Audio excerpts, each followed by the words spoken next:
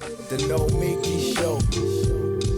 And if you thought that we got rid of that toxic idea, America first, when we got rid of Donald Trump, then think again.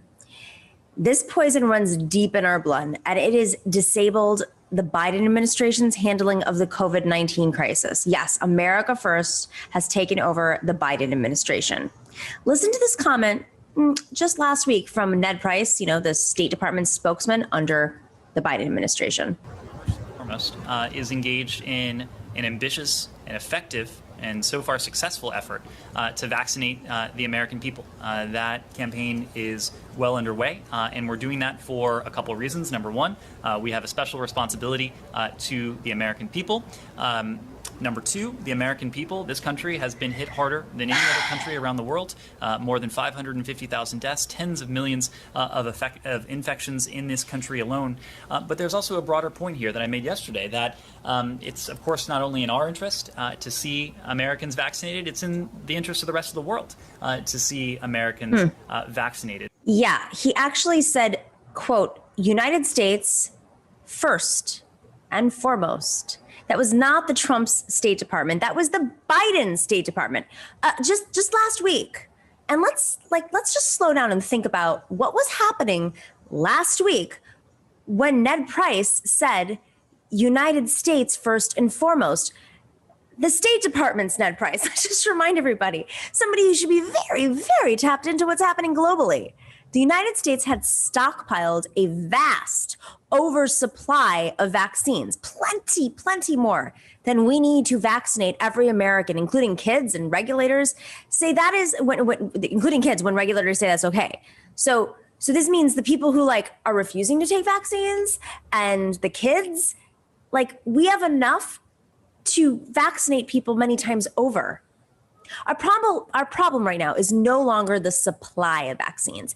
It is the hesitancy of many Americans who take the vaccine, the first and sometimes the second dose. So even if President Biden's job, first and foremost, is to make sure every American gets vaccinated, hoarding vaccines won't make a damn bit of a difference.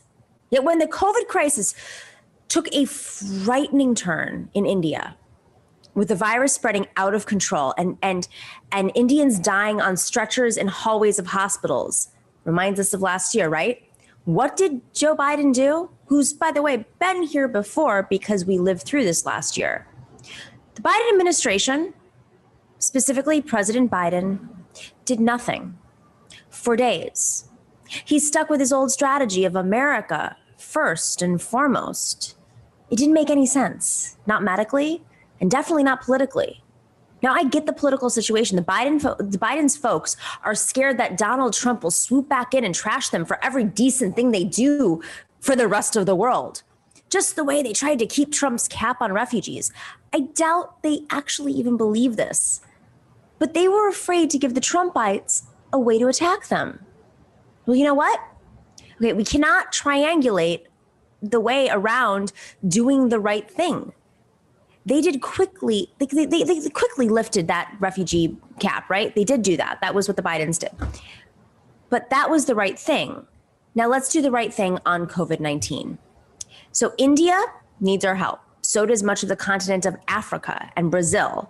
And there are several steps that are quite simple. One, we have plenty of vaccines. Let's start saying a steady supply to those in need, not just AstraZeneca doses that aren't even approved to use in the United States. We can send Pfizer, Moderna, and Johnson & Johnson's vaccines and still take care of everyone in the United States. Second, the Defense Production Act allows the president to direct supplies in a crisis to where they are needed. It has made sense to use this in this crisis to accelerate vaccine production. But nothing about this crisis prevents the president from sending some of those supplies outside of the United States. He should, and he must. And third, and this is the biggest lift, the Biden administration should step in to enable vaccine manufacturing in less wealthy countries. This is the ugliest part of what has gone on during this pandemic. South Africa and India have been pressing hard to make it easier to manufacture more vaccines. They went to the World Trade Organization to ease intellectual property restrictions. The head of the World Health Organization said this was urgent. But the rich countries, including the United States, said, no way. I guess you could call this pharmaceutical colonialism. We in the rich world, we just know better. Here is their principal spokesman, Bill Gates, interviewed on Sky News about this subject. There's been some speculation that the changing intellectual property rules and allowing these vaccines, as you say, the recipe for these vaccines to be shared would be helpful. Do you think that would be helpful? No. Why not? Well, there's only so many vaccine factories in the world, and people are very serious about the safety of vaccines. And so moving something that had never been done, moving a vaccine from, say, a J&J factory into a factory in India, that it's novel. It's only because of our grants and our expertise that can happen at all. The thing that's holding things back in this case is not intellectual property. There's not like some idle vaccine factory with regulatory approval that makes magically safe vaccines. You've got to do the trials on these things, and every manufacturing process has to be looked at in a very careful way. Public health expert, non-doctor, technologist, Bill Gates, who may or may not have some sort of incentive to disperse these vaccines through his foundation. Who knows? Okay, of course, manufacturing needs to be done safely, but here's the thing about Bill Gates. What's infuriating about this situation, first off, is that we're taking public health advice from Bill Gates. But does Bill Gates really want to believe India and South Africa don't know how to do that? Of course they do, because they already do it. They are among the largest manufacturers of all sorts of vaccines and pharmaceuticals.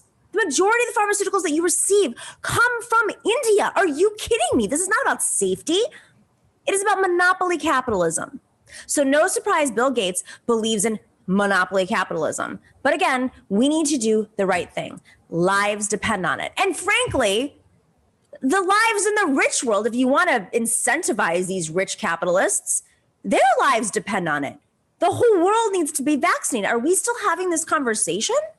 And Joe Biden has the power. He has the actual power to tell everyone that the right thing is to make it easier for everyone to make more vaccines. Now, that is what has to happen. We cannot end this global pandemic unless every single country, poor, rich, nemesis or not, have the ability to produce and disperse vaccines, but especially to disperse those vaccines. This is an absolutely ridiculous argument that we are making at this point. It is beyond apartheid. It is colonialism. And it's not even just colonialism because it has an effect on everybody, even in the rich countries. What good is it when all of us are vaccinated and there are some countries that are having the breakdown of 60% of those tested in India right now, of those tested are testing positive. That is where we were in New York City a year ago today.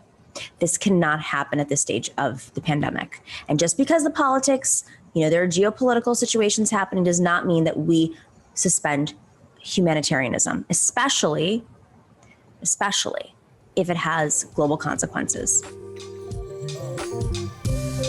The Nomiki Show.